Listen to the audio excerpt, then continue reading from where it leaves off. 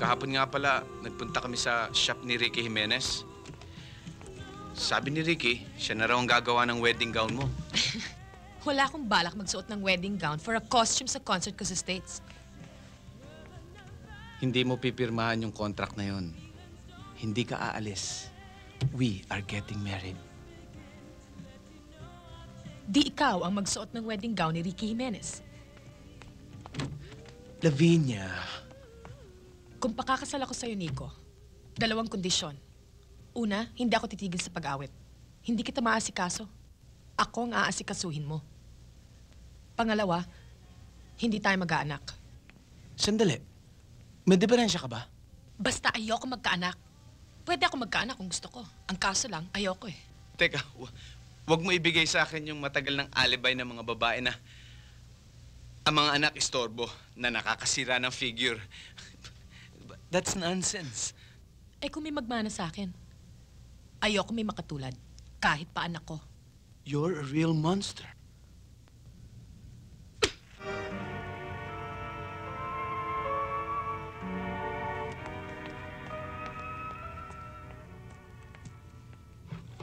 Hindi pwedeng abalahin si ma'am. Paalis siya patungong States. Oh, pakibigay lang ito sa kanya. Oh. Utang na loob lang. Uy, sabihin mo sa kanya ako yung fan niya, si Dorina Pineda, yung pinadala niya ng bulaklak sa ospital nung nabangga ako. Oo na. Kilala na kita. Ikaw yung madalas na makakatulog dyan sa labas sa paghihintay kay ma'am. O sige, aalis na ako ha. Uy, pakisabi naman kay Lavinia, happy trip. Saka sabihin mo, isuot niya yan ha. Espesyal na espesyal Ay, yan. nako! Sa lahat naman ng fans ni ma'am, oh, ikaw ang pinakamakulit. Thank you ha. Mo ay ayusin ang problema nitong pag-alis natin. Ang hirap niyan. Baka pati shows natin sa abroad, maapektuhan niyang away niyo. You're crazy. Ma'am, pinabibigay ho ng fans nyo. Sino ang sirang tuktok? Opo, ma'am. Tetano, alam mo naman allergic ako dyan sa mga mumurahing bulaklak. Tabi mo nga yan. Ay, ano hong gagawin ko dito? Maski ano, sabit mo sa leg mo. Paano? Ay, Let's go. Isabit daw. Let's go. Please. Feli, pag tumawag si Nico, sabihin mo na tumuloy na kami sa airport. Opo, ma'am.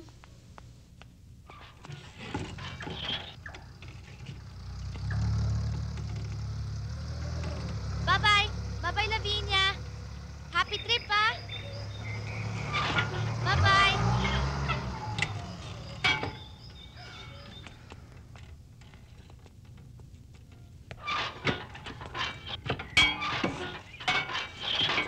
Teka. Uy, sandali. Hindi ginamit ni Lavinia yung babaon ko. Allergic si ma'am sa mga mumurahing bulaklak. Nagpapantal-pantal ang kanyang balat kaya pinasuot niya sa akin to. Kaya ngayon, akin na to.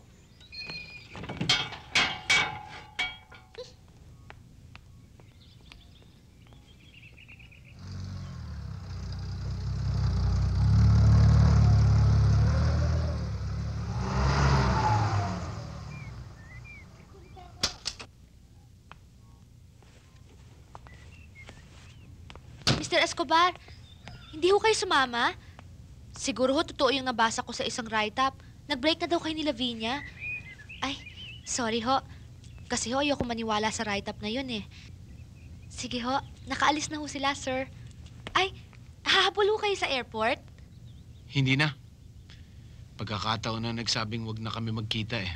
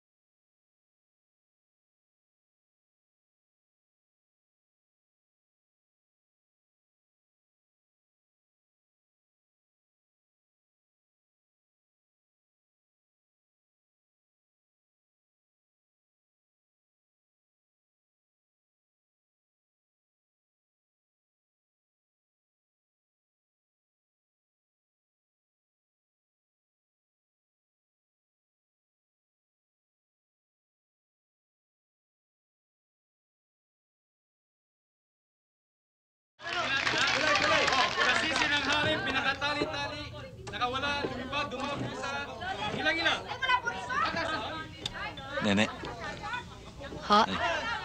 ikaw ba'y profesional? Ho? Ang ibig ko sabihin talaga bang kumakanta ka?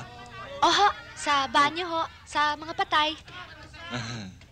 Sayang ang boses mo, pwedeng pakinabangan. Gusto mo tulungan kitang ipasok doon sa club na pinapasukan ko? Ho?